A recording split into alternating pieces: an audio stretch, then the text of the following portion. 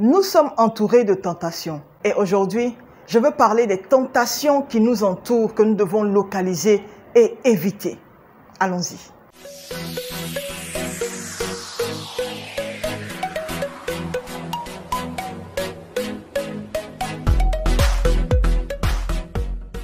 Soyez tous les bienvenus, je suis le pasteur Esther et vous êtes bel et bien sur Ton Impact. Et comme je disais juste avant de commencer, je veux partager aujourd'hui sur les tentations à localiser et à éviter. Beaucoup, nous vivons tellement de choses à la fois que nous n'arrivons même pas à reconnaître que ce sont des tentations. Mais je veux attirer l'attention de quelqu'un aujourd'hui sur quelques points afin que nous puissions reconnaître que ce sont des tentations et en tant que servants de Dieu, en tant qu'enfants de Dieu, que nous puissions les éviter afin de pouvoir être victorieux. Amen. La Bible nous dit, l'homme prudent voit le mal venir et il se cache. Mais les simples avancent et ils sont punis. Es-tu un simple ou es-tu un homme prudent? Nous allons le découvrir. La toute première tentation, c'est de suivre la foule. Oui, je sais. Tu n'as jamais vu que c'était une tentation. Qu'est-ce que je veux dire par suivre la foule? Suivre la foule, c'est tout simplement faire tout ce que les autres font. Suivre un groupe de personnes, suivre la majorité des gens, sans toutefois réfléchir pourquoi est-ce que je suis les autres. Maintenant, nous pouvons voir que les jeunes sont beaucoup influencés par leurs amis.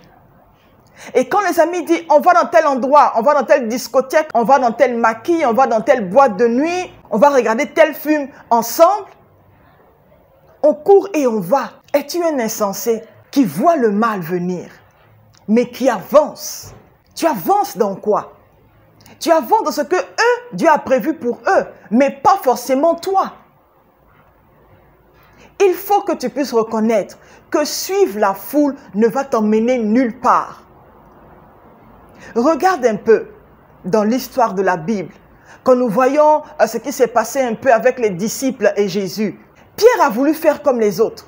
La même foule qui a lapidé Jésus, il s'est mis avec cette foule-là et a dit, je ne le connais pas. Tu parles de qui? Ce Jésus? Non, je ne le connais pas. Et il a continué. Mais ça l'a emmené où? À renier Jésus. La foule n'est pas une source de bénédiction. Parce qu'eux-mêmes qui sont en train de faire certaines choses, ils ne sont pas convaincus. Ils suivent juste leur instinct. Mais toi, enfant de Dieu, mais toi, serviteur de Dieu, mais toi, ami de Dieu, mais toi, élu de Dieu, choisis de pouvoir consulter Dieu avant de pouvoir faire un pas, afin de pouvoir bouger. La voix de Dieu est aussi disponible pour toi.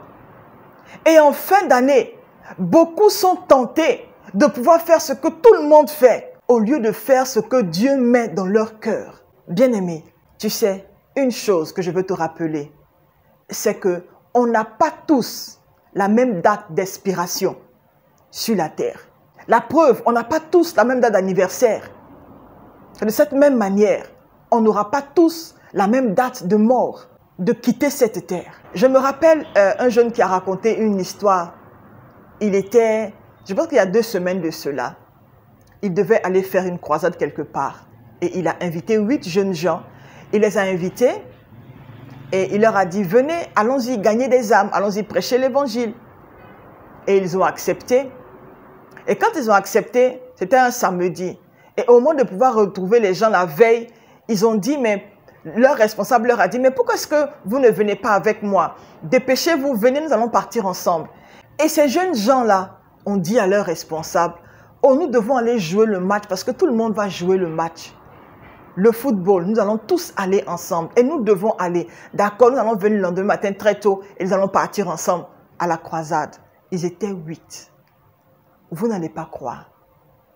Eux tous, quand ils sont partis nager. Il y a juste à peine 2 semaines. Et ils sont tous décédés, ils se sont noyés là où ils sont partis. Et le responsable appelle le lendemain à 8 heures. Pour regrouper ces gens.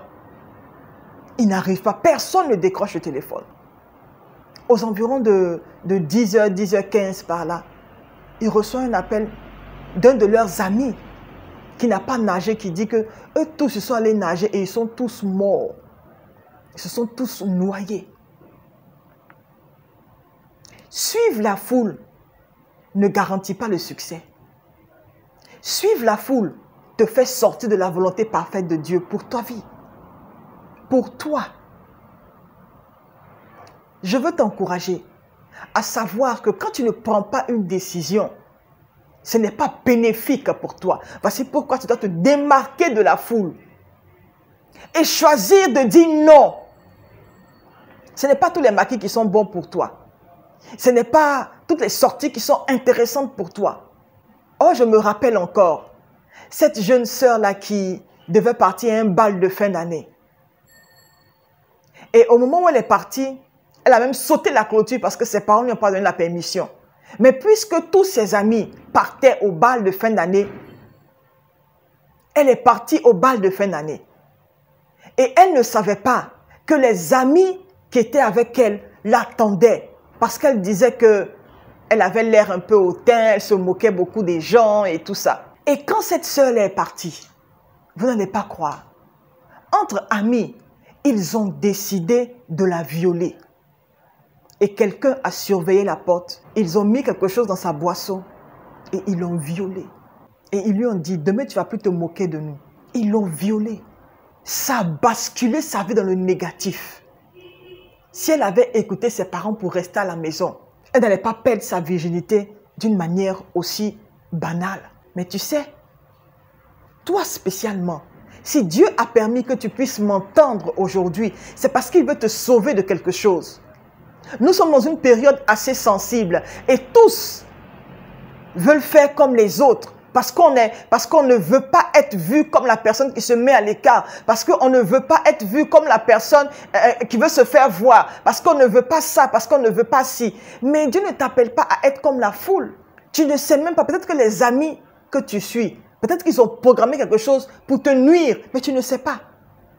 Et tu te caches et tu t'en vas. Mais Dieu a un meilleur plan pour toi. Ne suis pas la foule. C'est une tentation à éviter. Quelqu'un dit Amen. Une autre tentation, c'est d'être dépressif parce qu'on n'a pas atteint ses buts. Parce qu'on n'a pas l'argent pour fêter. Parce qu'on est seul. Donc, on a tendance à pouvoir se noyer dans quelque chose qu'on appelle self-pity en anglais. Tu fais toi seul une fête de la pitié de soi et tu as pitié de toi-même. J'ai pas d'argent, je me sens seul, qu'est-ce qui va se passer, je suis seul, je n'ai pas d'amis, je n'ai pas de nouvelles robes, je n'ai pas de chaussures, pasteur Esther, c'est pas facile pour moi, je ne sais pas quoi faire, là où je pars, je vais être triste, là où je pars, je vais me sentir seul. Hey! Hey! Être seul n'est pas une fatalité. Je veux t'encourager à pouvoir prendre sur toi un bon film. Regarde le film. Un film qui va te faire rire. Un film qui va bien te faire relaxer. Prends avec toi des livres qui vont t'édifier, des livres qui vont t'emmener à pouvoir réfléchir, des livres qui vont te faire du bien. Et c'est ça. Moi, pour la petite histoire, je n'ai jamais su me sentir seule. Parce que seule même, je suis très productive. Si tu me laisses quelque part une semaine, tu m'as béni. Une semaine, tu m'as béni. 2 semaines, pop, je m'envole. Il y a trop de choses à faire. Tu n'as même pas encore fini de lire tous les livres de la Bible et puis tu vas t'ennuyer. Oui, c'est à toi que je parle. Prête attention à ce qui est important. Ne sois pas dépressif parce que tu n'as pas de nouvelles robes, parce que tu n'as pas de nouvelles chemises, parce que tu n'as pas de nouvelles chaussures. Ce n'est pas ça qui est important. Dieu ne regarde pas à ta nouvelle robe, à ta nouvelle chemise, à ta nouvelle coiffure, à ta nouvelle chaussure pour te bénir. Oui. Je sais que tu n'y as pas pensé, mais tu sais, on est tenté de faire comme les autres. Et chaque année, il nous faut une nouvelle robe. Ce sont les fêtes. Et quand on n'arrive pas à avoir cette nouvelle robe-là, on est triste, on fait des bêtises et ça nous emmène à la prochaine tentation. Bien-aimé, si je fais ce message-là, c'est pour t'encourager et t'ouvrir les yeux. Être seul ne veut pas dire que tu dois être dépressif et tu dois appeler sur toi le démon de la pitié. Non! Il y a trop de choses à faire. Je vais te donner un secret. Prie pendant 100 heures. Oui, tu as entendu. Pasteur Esther, je vais prier pour quoi? Prie pour la volonté parfaite de Dieu pour ta vie, cette année qui arrive. Ou bien cette année. Prie. Tu n'es convaincu de rien par rapport à toi-même. Pourquoi ne pas parler à Dieu? Et maintenant, quand tu finis de parler à Dieu, dans des temps de pause, tu regardes maintenant tes films. Tu regardes maintenant tout ce que tu as apporté. Et tu te mets là à lire. Oui, lis. Oh, c'est trop ennui. Oh, c'est trop ennui. Va avec le jeu de Monopoly. Décide d'investir en toi. Décide d'être joyeux. Et n'attends pas la présence de quelqu'un pour toi être heureuse. Pour toi être heureux. Et je t'en conjure, ne laisse pas les démons te mettre dans la tête que parce que tu es seul, il faut que tu regardes les films porno. En le faisant, ils sont en train de pouvoir t'influencer à pouvoir ouvrir la porte pour qu'ils puissent bien rentrer. Donc ces temps-là, si tu te trouves seul, va avec ta Bible, va avec les livres, va avec les films et amuse-toi bien. Alléluia. C'est possible. C'est possible. Amen. Si c'est pour tes buts que tu n'as pas atteints, ne t'inquiète pas. Dieu n'a pas fini avec toi. Tu n'es pas mort, donc tu peux toujours les poursuivre. Remets encore ces buts-là, ces visions. Tout ce que tu voulais faire, que tu n'as pas pu atteindre cette année. Réécris-les. Et dans les vidéos qui vont suivre, je vais t'aider à pouvoir avoir une vision, à pouvoir savoir comment est-ce que tu y prends pour pouvoir accomplir tes visions. Donc, il n'y a pas de raison de pouvoir écouter le démon de la pitié. Une autre tentation, c'est de pouvoir retourner à ce que tu as vomi. La Bible nous dit en Proverbe chapitre 26, verset 11. Comme un chien retourne à ses vomis, ainsi un insensé retourne à sa folie. Une tentation cette fin d'année-là, une tentation en cette année-là, c'est de pouvoir mettre une pause à ta vie chrétienne et retourner à ce que tu as dit que tu ne faisais plus. Et reprendre après. Comme un chien retourne à ses vomis, ainsi un insensé retourne à sa folie. Si tu as vu que telle chose n'est pas bonne pour toi, fumer n'est pas bon pour toi, avoir des rapports sexuels avant de te marier n'est pas bon pour toi, voler n'est pas bon pour toi, pourquoi est-ce que tu vas retourner à ces choses que tu as dit à Dieu que tu ne voulais plus faire? Non, pasteur Esther, la chair est faible. Toi-même, tu sais que la chair est faible. La même Bible nous dit que la chair est faible, mais l'esprit est bien disposé. Oui, c'est ce que la parole de Dieu nous dit. Mais qu'est-ce que Christ a dit? Il dit priez afin que vous ne tombiez pas dans la tentation. Oui, c'est ta même Bible là. Oui, je la cite aussi pour toi. Je t'encourage à ne pas retourner à ce que tu as vomi et que ton oui soit oui et que ton non soit non, afin que toi-même tu puisses être affermi, afin que tu ne puisses pas donner l'opportunité au diable de pouvoir voler ce que Dieu a déposé en toi. Tu peux le faire et tu vas y arriver.